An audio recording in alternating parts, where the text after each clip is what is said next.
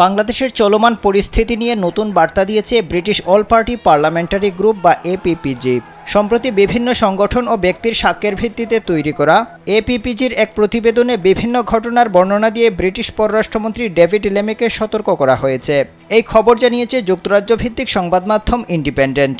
এপিপিজির প্রতিবেদনে বলা হয়েছে, আওয়ামী লীগের আমলে অর্থনৈতিক ও সামাজিক ক্ষেত্রে যথেষ্ট অগ্রগতি হলেও তোষামোদী, দুর্নীতি ও মানবাধিকারের হতাশাজনক পরিস্থিতি ছিল। সরকারি প্রতিষ্ঠান, গণতন্ত্র এবং মুক্ত মিডিয়া প্রশ্নে আস্থার অভাব ছিল।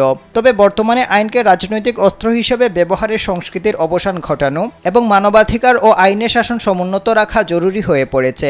এসব করতে ব্যর্থ হলে ডক্টর ইউনূসের নতুন অন্তর্বর্তী সরকারের ওপর ভালো প্রভাব পড়বে না।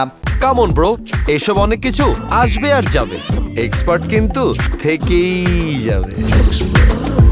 বাংলাদেশে বিচার ব্যবস্থার রাজনীতিকরণ নতুন কিছু নয় মন্তব্য করে প্রতিবেদনে বলা হয়েছে, আওয়ামী লীগের আমলে শ্রম আইন লঙ্ঘনের প্রশ্নে অভিযুক্ত হওয়ার পর অধ্যাপক ইউনূস 6 মাসের কারাদণ্ডে দণ্ডিত হয়েছিলেন। তবে অনুসন্ধানে দেখা গেছে আওয়ামী লীগ সরকার ও তাদের সমর্থকদের বিরুদ্ধে আনা অভিযোগের মাত্রাগত মৌলিক পরিবর্তন এসেছে।